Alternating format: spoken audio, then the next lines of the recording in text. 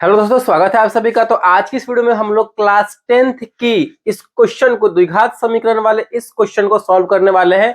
क्योंकि ये क्वेश्चन जो है आपको आपके मैथ में 3 नंबर पूरा का पूरा 3 नंबर पक्का कर सकता है। क्योंकि ऐसे क्वेश्चन आपके क्लास 10th के बोर्ड एग्जाम में 3 नंबर में पूछे जाते हैं द्विघात समीकरण से लेकर के। तो क्या पता बिहार बोर्ड मैट्रिक परीक्षा 2026 में क्वेश्चन पूछा जा सके। बिल्कुल सेम क्वेश्चन भी आ सकता है क्योंकि ये क्वेश्चन जो है बिहार बोर्ड के एग्जाम परीक्षा में पूछा जा चुका है। ठीक है, हम वैसे क्वेश्चन करवा रहे हैं जो कि बिहार बोर्ड परीक्षा में 110% पूछे जाएंगे। उसी टाइप से उसी आधार पे ये क्या पता वो सेम क्वेश्चन भी पूछ ले। ठीक है, तो अच्छे तरीके से देखिए हमारा क्वेश्चन क्या बोल रहा है कि द्विघात समीकरण x square plus 7x plus 10 equal to 0 के मूल ज्ञात करना है हमें। ठीक है, इसका हमें क्या ज्ञात करना है, तो मूल निकालना है। चलिए, तो यहाँ पे हमारा पहले इसको सॉल्व करेंगे तो यहाँ पे क्या लिखेंगे, द्विघात समीकरण हमारा क्या दिया गया है, समीकरण द्विघात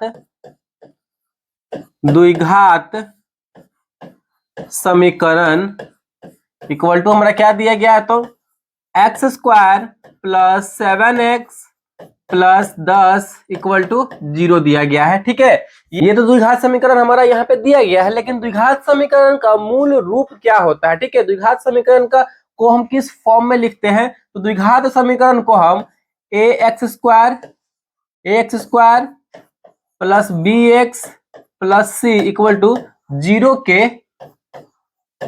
के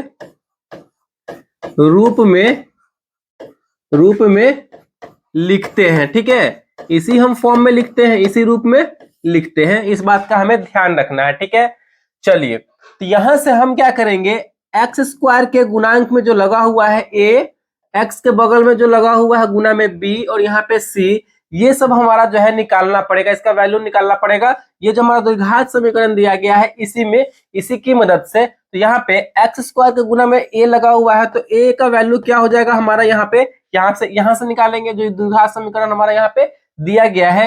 एक्स स्क्वायर के बगल में कुछ भी नहीं है, इसका मतलब क्या होता है, हमारा 1 होगा। तो ए, एक्स स्क्वायर के बगल में ए है, तो ए का वैल्यू हमारा क्या हो जाएगा, ए 1, यानी ए का वैल्यू हमारा हो जाएगा 1। ठीक है, चलिए, ए का मालूम हो गया हमारा। अब देखिए बी एक्स, यानी ये वाला फॉर्म है, एक्स के गुना में बी है, तो एक्स के गुना में जो नंबर रहेगा वो हमारा बी हो जाएगा। तो एक्स के गुना में 7 है, इसका मतलब बी इक्वल टू हमारा क्या हो जाएगा, 7 हो जाएगा। ठीक है, और हमारा जो है ये अचर पद सी, कांस्टेंट होता है सी इक्वल टू हमारा क्या हो जाएगा, ये हमारा 10 है, तो 10 हो जाएगा। इस प्रकार हमारा जो है ए, बी और सी का मान निकल के आ गया।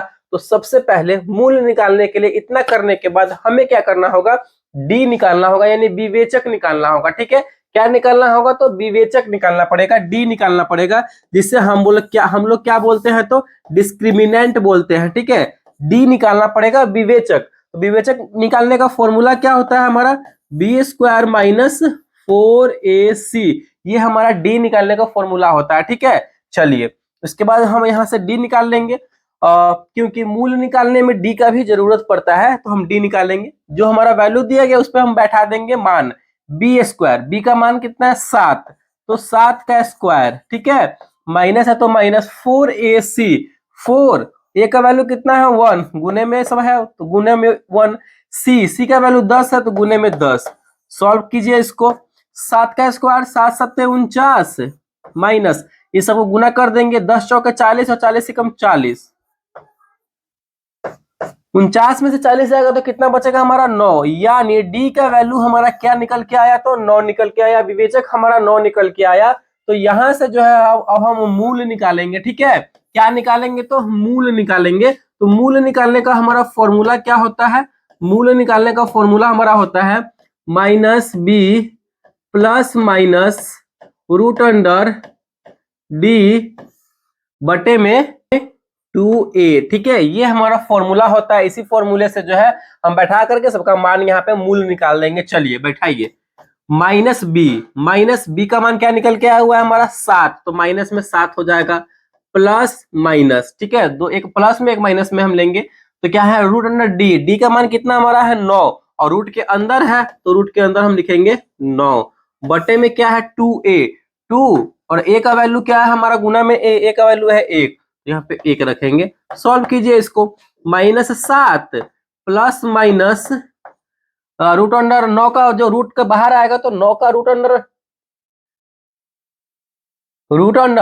9 का जब स्क्वायर हटेगा तो कितना हटेगा, यहाँ पे 3 आ जाएगा। ठीक है, 3 आ जाएगा, बटे में 2 एकम 2 हो जाएगा। अब हम क्या करेंगे, एक बार क्योंकि यहाँ पे प्लस में है और माइनस में, तो एक बार प्लस में इसको लेके चलेंगे और एक बार माइनस में लेके चलेंगे। ठीक है, चलिए एक बार प्लस में लेके चल रहे हैं इसको, तो -7 और प्लस वाले को ले रहे हैं तो +3 बटे में 2 है। तो इसको सॉल्व करेंगे, यहाँ पे 3 प्लस में है, माइनस में 7 है, यानी 3 में से 7 घटेगा तो माइनस में हो जाएगा हमारा 4 बटे में 2। तो कितनी बार में कटेगा, 4 बटे में 2 है तो 2 दूना 4 और माइनस लगा हुआ है तो हमारा एक बार आ गया -2। ठीक है, ये तो प्लस में लेके चले थे, अब माइनस में लेके चल रहे हैं, यहाँ पे -7।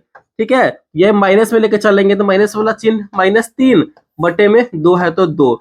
इसको सॉल्व करेंगे तो -7 और -3 मिलकर हो जाएगा -10 और बटे में क्या है, 2 है तो 2, 2 पचे 10, 5 बार में, और माइनस यहाँ पे है तो -5। यानी हमारा जो है 2 मूल निकल के आया। कौन कौन सा मूल, एक बार माइनस में 2, एक बार माइनस में 5। तो यही हमारा जो है आंसर हो जाएगा, मूल -2 और -5 जो है इस द्विघात समीकरण का मूल हमारा निकल के आया है। तो इसी तरीके से हमें जो है द्विघात समीकरण का मूल निकालना पड़ता है। ये 3 नंबर जो है मैंने आपका पूरा का पूरा 3 नंबर फिक्स कर दिया है। अगर इस तरीके से क्वेश्चन को आप सॉल्व करते हैं तो एग्जामिनर जो है आपको पक्का 3 का 3 नंबर देगा। ठीक है, तो ऐसा ही हमें सॉल्व करना है। 100% क्वेश्चन आपके बोर्ड एग्जाम में आएगा, हम गारंटी यहाँ पे लेते हैं। ठीक है, तो अच्छे तरीके से क्वेश्चन को समझिए और बनाइए। आई होप ये वीडियो को अच्छा लगा होगा, पसंद आया होगा तो प्लीज वीडियो को लाइक कीजिएगा। चैनल पर नए हैं तो चैनल को सब्सक्राइब जरूर कीजिएगा। Thank you.